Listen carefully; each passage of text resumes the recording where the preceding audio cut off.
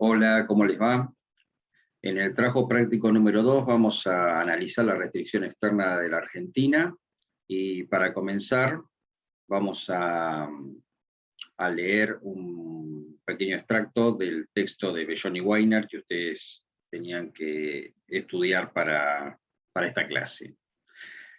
Dice así: el rol que juega la Argentina en la División Internacional del Trabajo no se entiende como una fatalidad dada por su natural dotación de recursos, sino que encuentra sus raíces en las características del bloque de clases dominantes. Es decir, que Argentina, más que estar condenada a explotar sus recursos naturales, de los cuales obtiene sus ventajas comparativas con respecto al exterior en el sector externo, tiene más que ver su diseño en la estructura económica y su ubicación en la División Internacional del Trabajo con los beneficios que obtiene el bloque de clase dominante. Es decir, este bloque de clase dominante que podemos ejemplificar o analizar de la siguiente manera. Esto va variando según los textos que nosotros leamos, pero más o menos hay un consenso en que el grupo concentrado de poder en Argentina, el poder real, está dado por una parte con el capital extranjero y por otra parte con los grandes grupos económicos locales o la burguesía local. A veces esta burguesía local en realidad no se define exactamente si tomamos otros autores, no los que vamos a leer ahora, no se define exactamente como el grupo más concentrado de poder, pero acá va a ser sinónimo de los grupos más concentrados. Dentro de estos grupos locales podemos dividirlos en dos fracciones de clase. Tenemos como gran clase económica pudiente, digamos, y distintas fracciones. Una, la burguesía agroexportadora, que tendría cierto pie puesto en el sector industrial, por ejemplo, en la fabricación de aceite de soja, pero básicamente es agraria y exportadora de carnes. Y después tenemos la fracción superior de la burguesía industrial. En este caso tenemos el grupo de las industrias más grandes. Gran parte de ellas dominan lo poco que exportamos en manufacturas, pero también hay algunas del mercado interno, metidas ahí dentro de la fracción superior de la burguesía industrial. Luego tenemos una fracción más débil, que sería el sector de las pymes y de las medianas y alguna grande, básicamente de mercado interno, es decir, la industria de mercado internista, que no formaría parte exactamente de la clase dominante, sino que sería parte de una clase subordinada, en conjunto con la clase obrera o la mano de obra asalariada, en forma más amplia. Bien, entonces, estos subsectores dentro de las clases dominantes, de acuerdo al momento económico e histórico que nos encontremos, están formando alianzas, los encontramos formando alianzas o los encontramos disputando poder, disputándose la torta, digamos, de la mayor ganancia del momento. Entonces, generalmente las grandes crisis económicas se explican por las disputas al interior de las clases dominantes. La crisis de 1989-1990, la hiperinflacionaria, la crisis de la convertibilidad que arranca en 1998 pero se agudiza en 2001 y explota en 2002, etcétera, etcétera, etcétera. Todas estas crisis siempre tenemos formas de explicarlas mediante disputas de poder al interior del bloque dominante. A su vez, las crisis también provocan la fractura, en la frágil alianza que se da a veces en las épocas de bonanza entre el capital y el trabajo, es decir, entre las fracciones de la burguesía industrial, tanto débil como superior, con la clase obrera. En los primeros años de los gobiernos kirchneristas se dio una alianza entre estos dos sectores, porque estaban ganando ambos. Entonces cuando hay grandes ganancias se reparten y hay una mayor armonía entre todas estas clases. Cuando empiezan las crisis empiezan a disputarse más fuertemente lo poco que se reparte, sobre todo lo poco dentro de las clases subordinadas. En la clase dominante nunca es poco. Bien. A partir del 2001-2002 hay una acción, sobre todo en el 2002 con el gobierno de Duhalde, hay una acción gubernamental fundamental que es la devaluación. Esta devaluación lo que hace es cambiar las reglas de juego, sobre todo de los sectores exportadores, y tiene que ver con el ajuste, es la salida por ajuste de cualquier crisis económica, es una salida de manual, es decir, al disminuir los costos en pesos con respecto a las ganancias en dólares de los sectores agroexportadores. Por lo tanto, restablecen su tasa de ganancia, estos grandes sectores, sobre todo los exportadores. Entonces, el gobierno Duhalde y el primer gobierno de Kirchner, en realidad los tres gobiernos de Kirchner mantuvieron estas medidas, sobre todo el segundo punto, las retenciones a las exportaciones agropecuarias y petroleras. Entonces, hay una combinación de medidas para salir de la crisis de 2002. Volvamos al año 2002. Devaluación, se pasa de $1 a un peso casi $4 en un mes. Retenciones a las exportaciones agropecuarias y petroleras, empiezan a obtener ganancias por esta devaluación, entonces se apropia el Estado de estas ganancias extraordinarias, en parte, tanto de las ganancias agropecuarias como petroleras. Hay una especificación asimétrica que beneficia a ciertos sectores, es decir, tienen beneficios con respecto a esta devaluación, ciertos sectores concentrados que le licúan la deuda privada, se la transforman en pesos, y siempre son tiene que ver con este salvataje al sector financiero y a otros grandes sectores endeudados en dólares. Entonces, si bien no estatizan las deudas como en el año 81-82, la deuda privada, sí absorben el costo, el Estado absorbe el costo en pesos, en dólares, especificando esa deuda, a un valor menor que el de la devaluación. Luego tenemos el default de la deuda pública, así se deja de pagar por unos pocos años, hasta el 2005, intereses y capital de la deuda externa. Y se produce un congelamiento de la tarifa por parte del Estado, que absorbe ese costo para empezar a recomponer el poder adquisitivo de la mano de obra asalariada. Entonces, luego de estas medidas del gobierno, se produce un crecimiento entre el 2002 y 2007.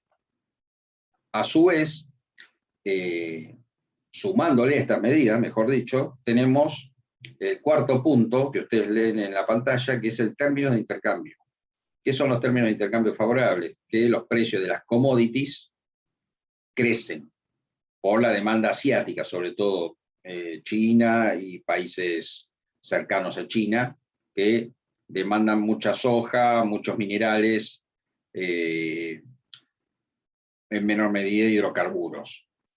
Entonces, eso hace incrementar el precio internacional de estas commodities, por lo tanto, mediante las retenciones, el gobierno argentino puede redistribuir esas ganancias en los sectores asalariados. Después tenemos el tipo de cambio elevado que habíamos visto, que protege la industria nacional de los bienes importados, es una medida paraarancelaria, no es un arancel al bien importado en sí mismo, pero encarece el producto importado, por lo tanto protege en cierta medida a la industria nacional. Veníamos de una crisis, por lo tanto de una depresión en la producción industrial, lo cual genera una capacidad ociosa, es decir, maquinaria que no se utilizaba, por lo tanto el incremento en la producción industrial puede ser absorbido por esta capacidad ociosa. Es decir, las fábricas no tienen que, las empresas no tienen que aprovisionarse de nueva maquinaria, por lo tanto no tienen que hacer gasto. Eso incrementa su ganancia. El desempleo elevado y los salarios deprimidos sería parte del mismo factor que empuja a la baja el costo salarial. Por lo tanto, los primeros 2 o 3 años, los industriales pagaban sueldos muy bajos. Eso también incrementa su tasa de ganancia. Y a su vez se mantiene la inflación baja. Por lo tanto, el tipo de cambio elevado sirve durante varios años para proteger la industria interna. Si la inflación no hubiera sido baja, ese cambio, esa devaluación inicial hubiera perdido su efecto y por lo tanto no hubiera podido protegerse a las manufacturas nacionales. Bien. Con todo este panorama tenemos dos grandes sectores, los ganadores y los perdedores, y dentro de los ganadores, los dos primeros van a ser con mucho los que obtengan mayor tasa de ganancia. Es decir, la burguesía agroexportadora y el sector minero y petrolero. Esos son los dos grandes ganadores de esta primera etapa. Producto de dos grandes factores. La devaluación, como ya sabimos, sus costos en pesos bajan y su ganancia en dólares aumenta, y a su vez eso está potenciado por el incremento de los precios internacionales. El sector industrial, tanto el de mercado interno como el sector industrial exportador, se va a ver beneficiado por la devaluación, es decir, tanto para comprar bienes importados como, tanto para exportar bienes como para ser protegidos de los bienes importados, ambos sectores industriales son beneficiados. Y los sectores populares van a ser ganadores, pero recién a partir de 2004, el aumento de salario y la implementación de planes sociales va a impactar sobre la mano de obra salarial masivamente. Es decir, los primeros 2 años en realidad está todavía asumiendo el costo y está transfiriendo las ganancias hacia los otros 3 sectores. Por lo tanto, son sectores ganadores, los sectores populares asalariados, pero no tanto ni tiene comparación con los otros 3 primeros sectores del capital concentrado. Los perdedores lo puse entre signo de pregunta porque en realidad, en términos relativos, pierden con respecto a los de arriba, sobre todo con sus compañeros del bloque hegemónico y dominante, pero a partir ya del mediano plazo van a empezar a recuperar sus tasas de ganancias, si bien no van a ser tan grandes como la de la época de la convertibilidad durante la década de 1990, pero tampoco van a ser sectores que pierdan demasiado en estos años. Sobre todo porque el Estado, por métodos indirectos, va a seguir financiándolos y subvencionándolos. Bien. Vamos una más. En la crisis de restricción que aparece, de la restricción externa, que aparece a partir del 2008, tenemos varios factores. Primero, restricción externa, ya supongo que ustedes habrán leído el texto, y si no leyeron, estuvieron en nuestras clases hace 3 semanas, que hablamos un poquito de este tema, que quiere decir básicamente la restricción de divisas, ¿sí? La faltante de divisas, en nuestro caso de dólares, en todo el sistema económico. Esto hace que el sistema económico empiece a tener problemas para seguir funcionando. El propio crecimiento de nuestro sistema productivo genera la restricción externa. ¿Por qué? Porque es un crecimiento de un sistema productivo dependiente y desarticulado. Esto genera que se necesiten cada vez más divisas para seguir manteniendo ese crecimiento. Entonces, a nivel global, tenemos el factor coyuntural principal, que es la crisis internacional de la burbuja inmobiliaria, básicamente, que nace en Estados Unidos en el 2008 y luego se esparce por todo el mundo. Esa crisis internacional provoca una caída en los precios de las commodities y una caída en el comercio internacional. Esto genera, obviamente, un menor ingreso de divisas en los países exportadores de materias primas. Dentro de los factores estructurales de la Argentina tenemos una estructura productiva dependiente y desequilibrada, que es lo que venimos hablando y que es el núcleo de nuestra faltante de divisas y nuestra dependencia de divisas para seguir creciendo como sistema productivo, y las propias características del bloque de clase dominante como iniciamos la clase, ¿no? Como decíamos al inicio de la clase. Esta clase dominante que generan sus ganancias en este sistema económico y no en un sistema distinto. Por lo tanto, nunca van a abonar la idea de cambiar estructuralmente nuestro sistema productivo.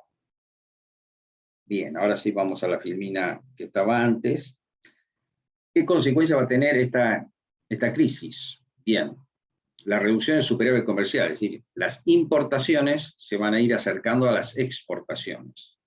Ahora vamos a ver por qué las importaciones se van acercando a las exportaciones, pero ya estamos tirando muchas puntas para que ustedes ya vayan entendiendo por qué pasa esto. Hay un aumento en las rentas de inversión, es decir, la remisión de divisas. No es estrictamente la fuga, porque está dada por los actores transnacionales, es decir, históricamente la importancia del capital transnacional en la economía argentina ha ido aumentando progresivamente, en unas épocas más, otras menos, pero nunca se ha detenido esta importancia. Entonces, las inversiones extranjeras directas son un ingreso en dólares en el corto plazo, pero en el mediano y largo plazo es un egreso de dólares, porque remiten sus utilidades, sus dividendos, sus ganancias al exterior. Para eso necesitan transformar los pesos en dólares y mandarlos al exterior. Luego tenemos el aumento de la fuga de capitales. Esto sí, la fuga de capitales sería el capital local, los grandes capitales locales que fugan sus ahorros, que no reinvierten sus ganancias en el país y que la fugan al exterior de distintas maneras. Ahora vamos a ver en las filminas siguientes.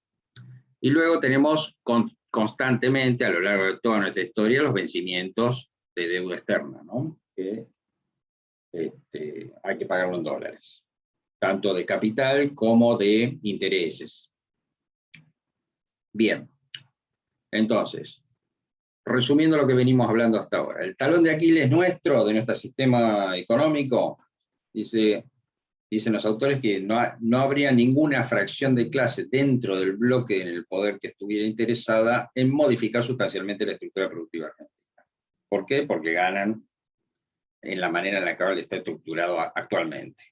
Con la crisis comienzan a manifestarse las contradicciones estructurales. Aparece la tensión entre los intereses contrapuestos del capital y el trabajo, así como también entre el bloque dominante, es lo que venimos diciendo hasta ahora.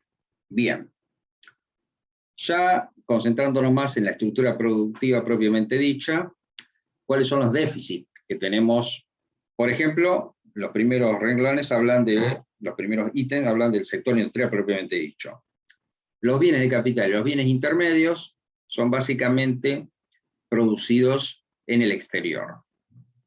Entonces, cuando nuestro sistema industrial está creciendo, y ya la capacidad ociosa que hemos visto en las primeras filminas se cubre completamente y es necesario renovar y ampliar la maquinaria, por ejemplo, o los insumos para producir bienes, esta ampliación, al no ser fabricada, estos bienes necesarios para esta ampliación del sistema productivo, al no ser fabricados en Argentina, necesitan ser comprados en el exterior. Por lo tanto, se gastan divisas. Eso quiere decir ese es el resultado de tener una estructura productiva desequilibrada. Es decir, no están equilibrados todos los eslabones de un circuito productivo, sino que tenemos unos pocos eslabones que se fabrican en el país y el resto de los eslabones provienen del exterior. Por ejemplo, las dos industrias de punta que tenemos, dos de las industrias de punta que tenemos en cuanto a tecnología, que es la automotriz y la electrónica en Tierra del Fuego, son básicamente armadurías con elevados componentes importados, es decir, son gastadoras de divisas. Aunque el producto final diga hecho en Argentina, en realidad el 80, 60, 70% es importado. Por lo tanto, gasta muchas divisas. También tenemos el ejemplo del sector energético. Aumenta el consumo industrial porque crece el sector industrial, aumenta el consumo domiciliario porque el salario se recompone, el confort en los hogares puede ser pagado por más gente, aumenta el consumo de aire acondicionado, etcétera, etcétera. La gente viaja más porque tiene más dinero, hace turismo, aumenta el gasto energético en transporte. Bueno, todo esto va a necesitar de mayor cantidad de energía. Y esta energía se produce básicamente en un 80% por hidrocarburos. Y los hidrocarburos en Argentina empiezan a escasear a partir de la década, fin de la década del 90, principio del siglo XXI. Por lo tanto, necesitamos cada vez más importar los insumos energéticos para sostener la producción de energía. Por lo tanto, otro sector gran consumidor de divisas. Dentro del bloque económico dominante tenemos el sector externo, de capital extranjero instalado en la Argentina. Entonces, ¿qué pasa acá? ¿Cuáles son las implicancias del crecimiento continuo en la importancia o de la extranjerización de la economía, para resumirlo? Entonces, el primer punto que vemos ahí es que las filiales extranjeras refuerzan la dependencia de bienes de capital intermedios del exterior. Es decir, tienen una tendencia natural por los lazos que las ligan con las empresas de sus países de origen, tiene una tendencia natural a comprar bienes en el exterior, porque es más fácil para ellos que para una empresa de origen nacional. Por otra parte, una vez que se instalan, remiten sus utilidades y dividendos, regalías, honorarios al exterior. Eso es pérdida de divisas también. Entonces tenemos por compra de bienes e insumos y por remisión de divisas. Utilidades y dividendos tienen que ver con las ganancias de las empresas y las regalías y honorarios tienen que ver con la propiedad intelectual, las patentes. Ahí ven en el cuadro cómo fue evolucionando el ingreso de divisas por parte de inversión extranjera directa y el egreso de divisas por parte de remisión. Al comienzo, en la etapa de expansión, hay mayor cantidad de inversión extranjera directa que de remisión de utilidades. Y luego, a medida que avanzan los años, ya se empieza a ver cómo empiezan a remitir utilidades al exterior. Sobre todo en la época de mayor crisis, que son 2008, 2009, y 2010 y 2011, las casas matrices le exigen que remitan mayor cantidad de utilidades. Es decir, están dominadas, digamos, por el centro.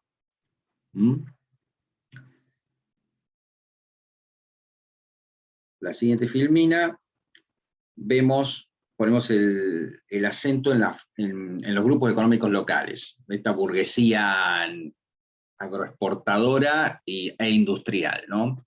En este caso, más que remisión, sería fuga de capitales, pero el efecto macroeconómico es el mismo, perder dólares.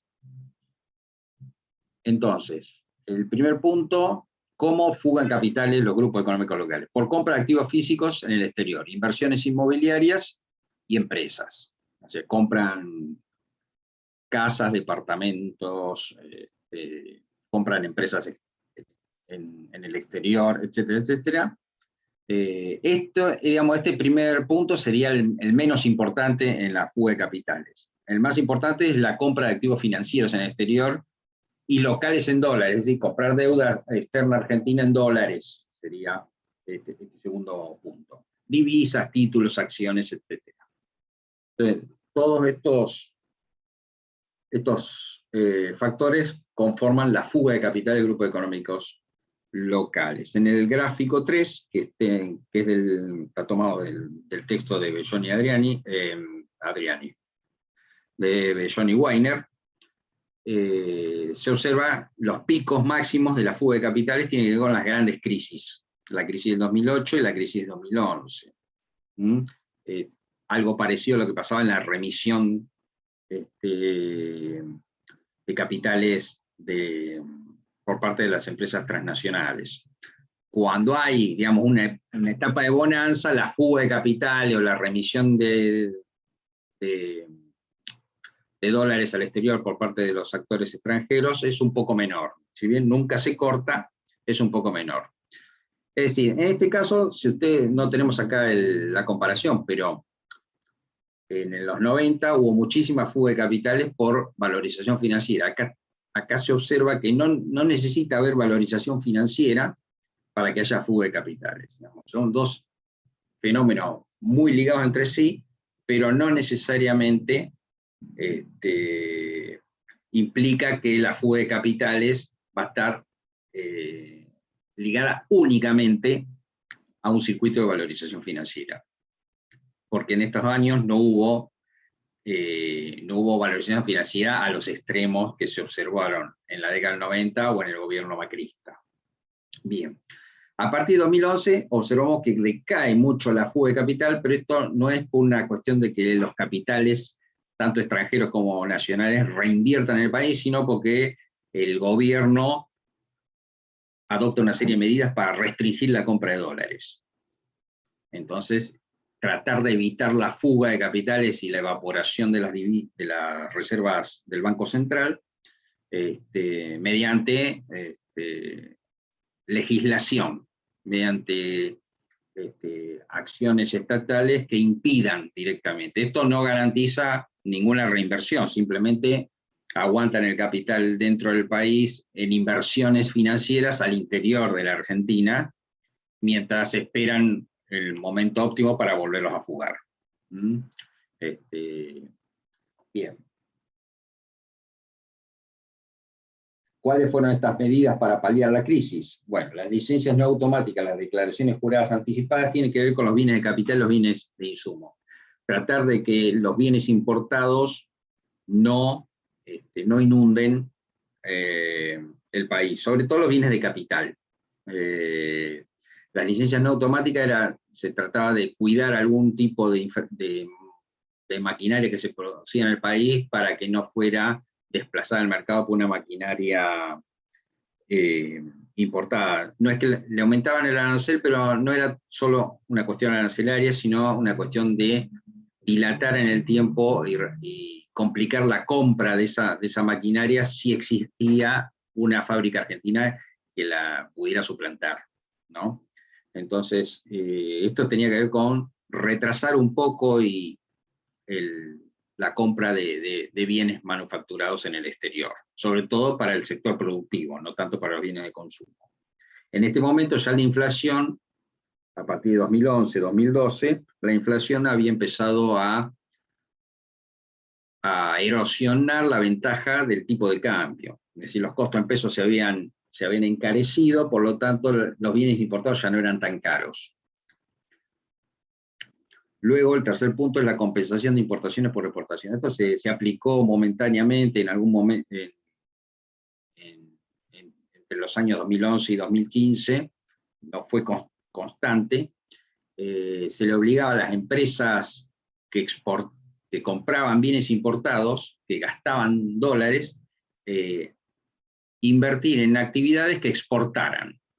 Es decir, por ejemplo, algunas automotrices, que eran grandes consumidoras de divisas, se las obligaba a invertir en otro tipo de actividades que no necesariamente eran de alto valor agregado. Por ejemplo, podían invertir en viñedos o en campos de soja, lo que sea, y compensar esa pérdida de divisas mediante exportaciones. O sea, un mismo capital que haga las dos cosas, ¿no? Una automotriz se transformaba en un agroexportador, por ejemplo, y tenía esas dos actividades. Luego se incrementaron los requisitos para remitir utilidades en las empresas extranjeras, es decir, le complicaron un poco la salida de utilidades. Después viene el famoso cepo, la restricción a la adquisición de dólares, sobre todo para ahorrar, que se da a partir de 2011, y una devaluación, no se pudo evitar una devaluación en 2014, de un 20% entre el peso y el dólar. Bien,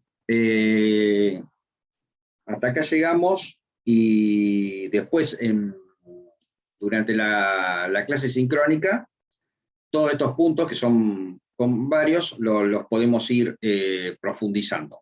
Bueno, nos vemos en un par de días.